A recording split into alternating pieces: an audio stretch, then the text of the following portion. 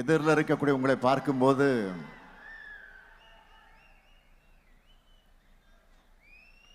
ஒரு 50 ஆண்டுகள் time travel பண்ணி பின்னாடி போன மாதிரி எனக்கு இருக்கு. உங்களை மாதிரி இளைஞனா கிராமமா தமிழ்நாடு முழுக்க பயணம் பண்ணி இந்த இளைஞரணியை வளர்த்தெடுக்க நான் பயணம் செய்த அவைகளெல்லாம் எண்ணி பார்க்கிறேன். அதுதான் இப்பொழுது எனக்கு ஞாபகங்களாக வந்து கொண்டிருக்கிறது. எத்தனை ஞாபகங்கள்! இரவு பகல் பார்க்காம,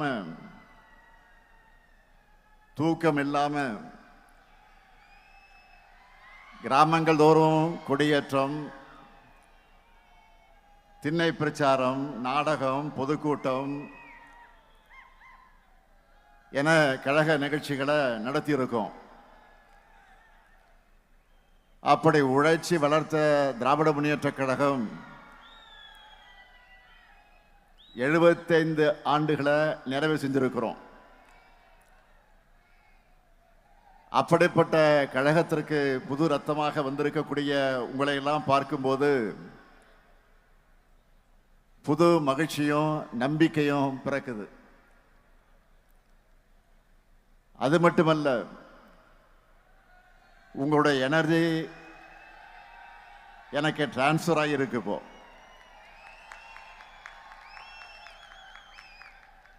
இந்த மாபெரும் இயக்கத்தை பேரறிஞர் அண்ணா அவர்கள் தொடங்கினப்போ அவருக்கு வயசு 40. தலைவர் கலைஞருக்கு 25 வயசு தான். பேராசிரியர், நாவலர்னு பலரும் அவங்களோட இருந்தவங்க அத்தனை பேருக்கு 20கள் தான் இருந்திருக்கிறாங்க. அவங்க எல்லாம் எப்படி ஃபயராக இருந்தாங்க என்பதற்கு ஒரு எக்ஸாம்பிள் சொல்றேன். 1941 தலைவர் கலைஞர் அவர்கள் தமிழ்நாடு தமிழ் மாணவர் மன்றம் என்ற அமைப்பை உருவாக்கினார். அதனுடைய 1ஆம் ஆண்டு நிறைவுக்கு புரட்சி கவிஞர் பாவேந்தர் பாரதிதாசன் அவர்கள்கிட்ட இருந்து ஒரு வாழ்த்துப்பா வந்துச்சு. அந்த வாழ்த்துப்பால புரட்சி கவிஞர் எழுதின வரிகள் தான், கிளம்பிற்றுக்கான் தமிழச்சிங்க கூட்டம் கிழித்திரிய தேடுதுகான் பகை கூட்டத்தை. இந்த லைனை கேட்கும் போதே அந்த இளைஞர்கள் எப்படி ஃபயராக இருந்திருப்பாங்கன்னு உங்களுக்கு புரியும். அந்த ஃபயர் பிராண்ட் தான் நம்ம திமுக.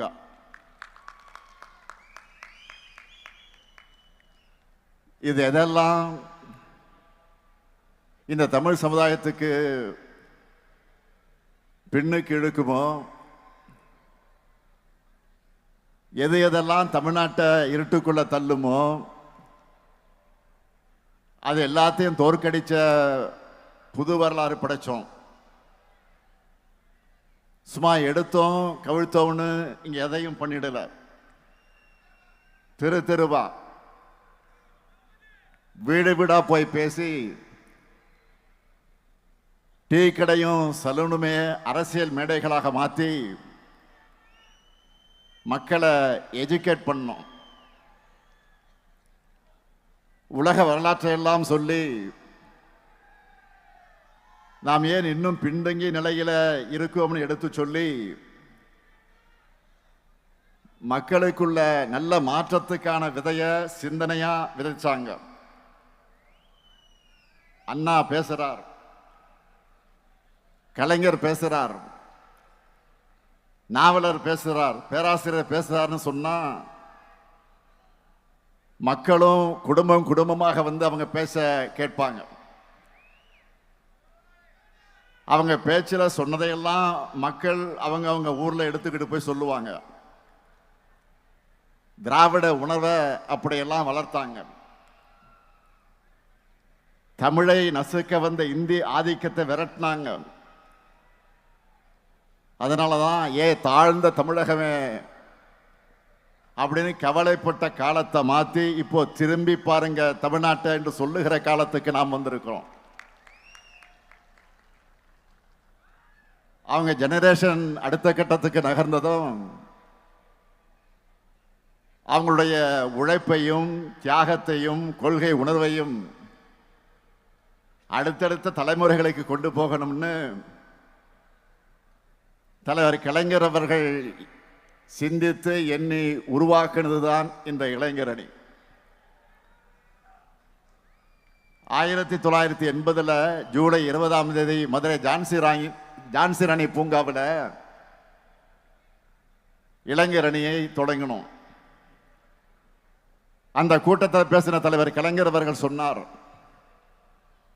சோதனைகள், வேதனைகள், தோல்விகள், அடக்குமுறைகள், சிறைச்சாலைகள், சித்திரவதைகள் எல்லாம் படைகூட்டி வந்தாலும் இந்த கழகம் அசைந்து விடாமல், தொலைந்து விடாமல், மறைந்து விடாமல் ஒளிவிட்டு கொண்டிருக்கக்கூடிய அடித்தளம் நம்முடைய அமைப்பு முறை. அதோட நம்முடைய லட்சிய பயணம் சேர்ந்து தொடரும்னு முழங்கினார். இளைஞரணிய அறிவிச்சிட்டோம்னு சும்மா இருந்துவிடல, இதுக்கான கட்டமைப்பை பலப்படுத்தணும்னு முதல்ல ஐவர் குழுவை ஏற்படுத்தினார். அதற்கடுத்து 7 பேர் கொண்ட குழுவை தலைமை கழகம் நியமித்தது. அந்த குழுவிலே நான் ஒருவன். இன்றைக்கு நாடாளுமன்றத்தில் கஜித்துக் கொண்டிருக்கக்கூடிய நம்முடைய திருச்சி சிவா, வாலாஜா ஹசேன், பரிதி இளம்பழுதி, தாரைமணியன், ஜெயம் ஜூலியஸ், பஞ்சவர்ணம் ஆகியோரெல்லாம் இருந்தோம். நாங்களெல்லாம் தமிழ்நாடு முழுக்க ஊர் ஊராக, கிராமம் கிராமமாக, தெரு தெருவாக போனோம். இளைஞர்களை சந்திச்சோம். கழகத்தோட கொள்கைகளை எல்லாம் எடுத்து சொன்னோம். தந்தை பெரியார் மன்றம், அறிஞர் அண்ணா மன்றம், சிட்டிபாபு மன்றம், எம்ஆர் ராதா மன்றம், சத்தியவாணி முத்து மன்றம், கலைஞர் படிப்பகம், அஞ்சுகம் படிப்பகம், டாக்டர் நடேசனார் படிப்பகம், டி.எம். நாயர் வாசகர் வட்டம், சர்பேட்டி தியாகராயர் வாசகர் வட்டம்னு ஊர் ஊராக சென்று மன்றங்களை அமைச்சோம். கொள்கைகளை கூறுபடுத்தியது மட்டும் இல்ல, மக்களையும் சந்திச்சு கழகத்தை வளர்த்தோம். இந்த பயணத்தில் நாங்க சந்திக்காத சோதனைகளே இல்லை, துன்பங்களே இல்லை, துரோகங்களே இல்லை. அத்தனையும் தாண்டி கழகத்தோட லட்சிய பயணத்துக்கு துணை நின்றது நாங்க வளர்த்த இளைஞரணி. இப்போ அந்த பணியை தம்பி உதயநிதி கிட்டையும் உங்ககிட்டையும் ஒப்படைச்சிருக்கிறோம்.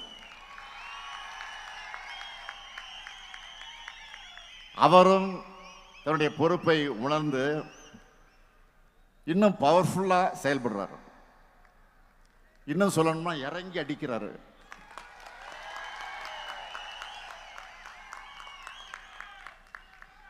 கொள்கை எதிரிகள் உதயநிதி மோஸ்ட் டேஞ்சரஸ் புலம்புறாங்க.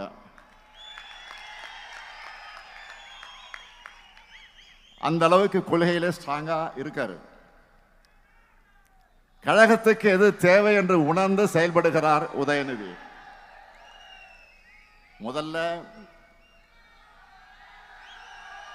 அணியோட கட்டமைப்பை வலுப்படுத்தணும்னு லட்சக்கணக்கான இளைஞர்களை கழகத்தில் சேர்த்தார். அடுத்து அவங்களை கொள்கை ரீதியா ஸ்ட்ராங்கா ஆக்கணும்னு பாசறை கூட்டங்களை நடத்தினார். அடுத்து நம்மளோட கொள்கையில இன்னைக்கு இருக்கிற தலைமுறையினரும் புரிஞ்சிக்க வேண்டும் என்பதற்காக புது பேச்சாளர்கள் அவசியம்னு உணர்ந்து ஃபர்ஸ்ட் செட்ல 200 பேரை உருவாக்கினார். அவங்க பேச்சையெல்லாம் கழக மேடையில் கேட்கும்போது எனக்கு அவ்வளவு மகிழ்ச்சியா இருக்கு. அடுத்து இளைஞர்களான நீங்க இன்னும் ஷார்ப்பா பேச, ஸ்ட்ராங்கா களமாட நிறைய புத்தகங்கள் உருவாகணும். அதுக்காக முத்தமிழ் அறிஞர் பேர்ல பதிப்பகம் தொடங்கினார். சரி, இதெல்லாம் செஞ்சுட்டோம்னு சும்மா இருக்கல. இதெல்லாம் உங்களுக்கு சேரணும்னு அறிவு திருவிழா நடத்துறார். பல இடங்களில் லைப்ரரி ஆரம்பிக்கிறார். இதுதான் ஒரு பொலிட்டிஷியனுக்கு குவாலிட்டி.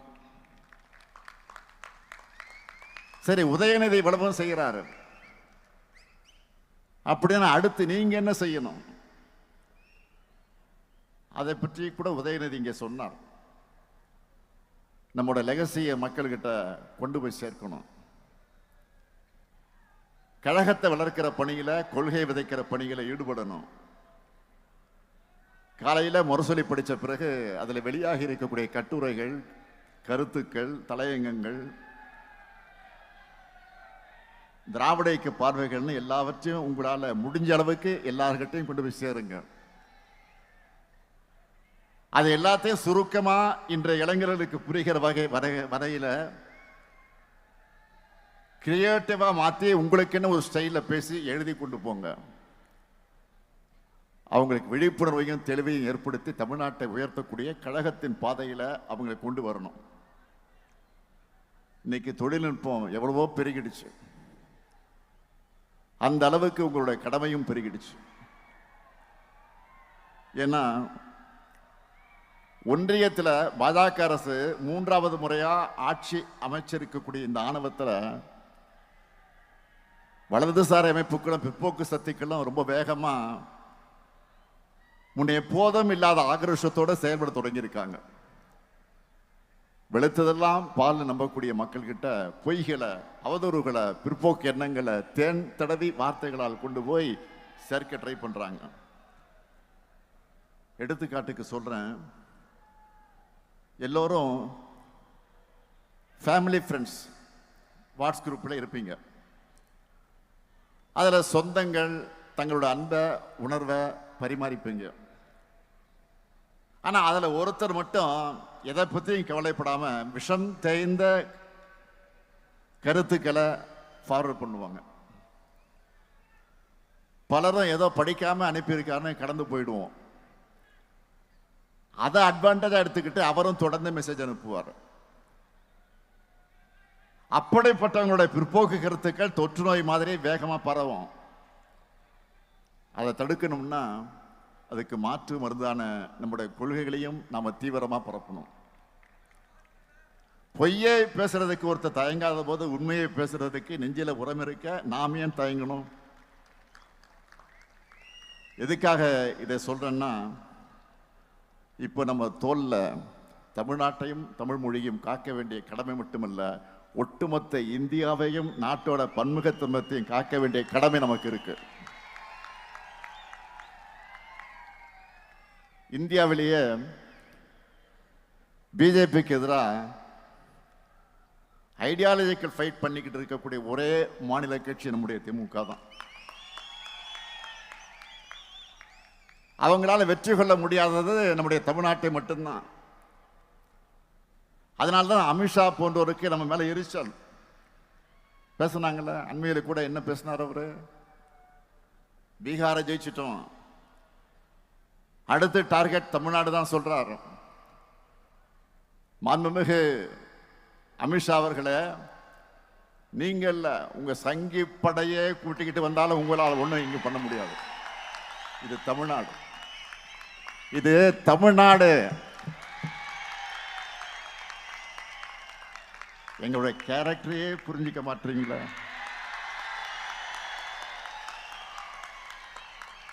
அன்போடு வந்தா அரவணைப்போம், ஆணவத்தோடு வந்தா அடிபடைய மாட்டோம், எதிர்த்து நிற்போம்.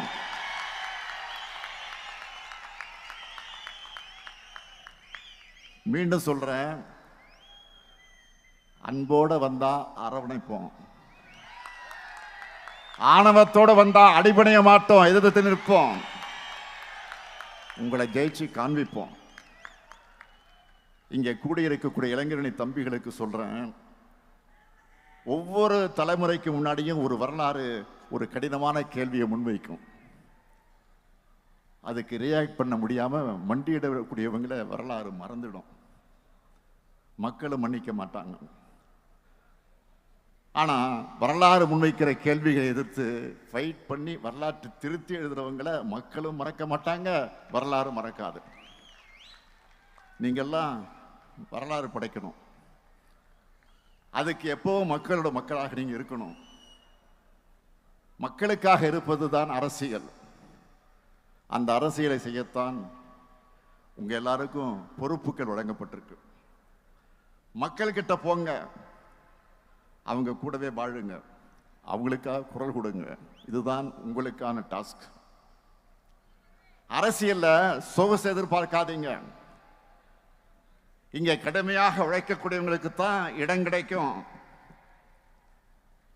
அந்த இடம் கட்சி பொறுப்பில் மட்டும் இல்ல, மக்கள் மனசுலயும் நிரந்தரமாக இருக்கும்.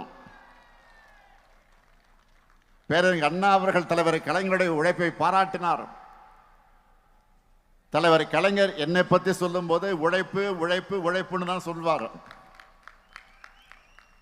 இப்ப நானும் தம்பி உதயநிதி அவர்கள் உழைப்பை பார்க்கிறேன். அதே உழைப்பு உழைப்பு உழைப்பு, அதைத்தான் உங்க கிட்ட எதிர்பார்க்கிறேன். அந்த உழைப்புக்கு இருக்கக்கூடிய இளைஞரணி படை தயாரா? உதயநிதி பேசும்போது கேட்டார், வரும் தேர்தலில் இளைஞர்களுக்கு வாய்ப்பு கொடுங்கன்னு கேட்டார்.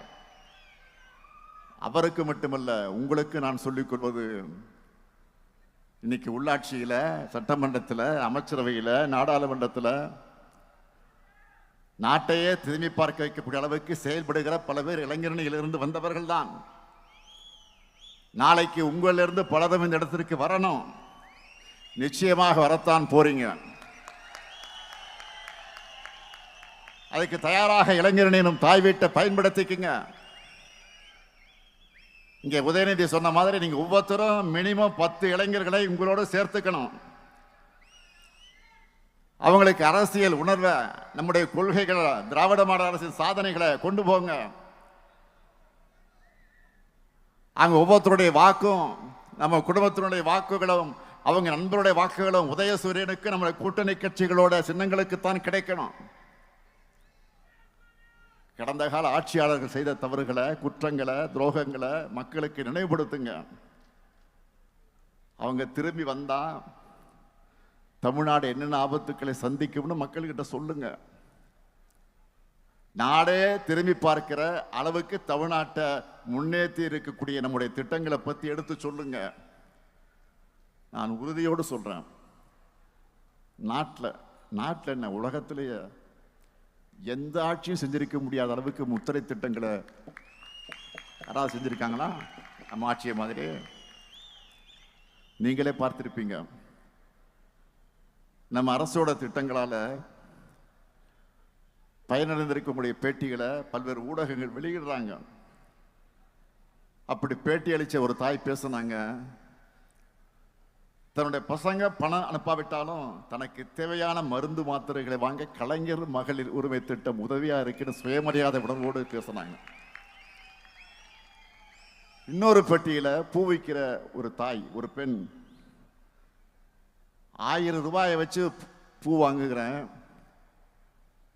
விடியல் பயணத்தில் போய் அதை வித்துட்டு வரேன், இதையெல்லாம் முதலீடா மாத்தி சம்பாதிக்கிறேன்னு சொன்னார்.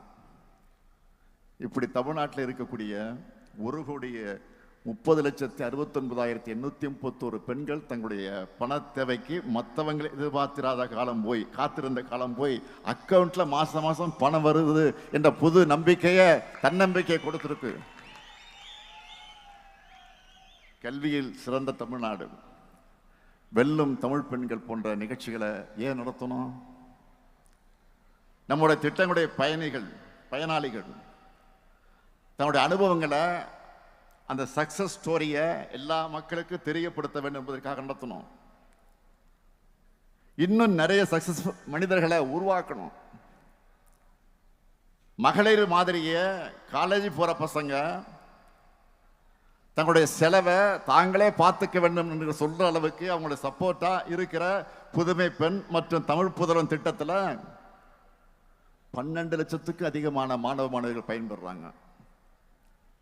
அது மட்டுமல்ல, பசியோட ஸ்கூலுக்கு வந்துட்டு இருந்த பசங்க பலரும் இப்போ தினம் சூடா, சுவையா, சத்தா காலை உணவு சாப்பிடும்போது அவங்களுடைய அப்பா அம்மா நிச்சயம் இந்த முத்துவேல், கருணாநிதி, ஸ்டாலினை நினைச்சு பார்ப்பாங்க.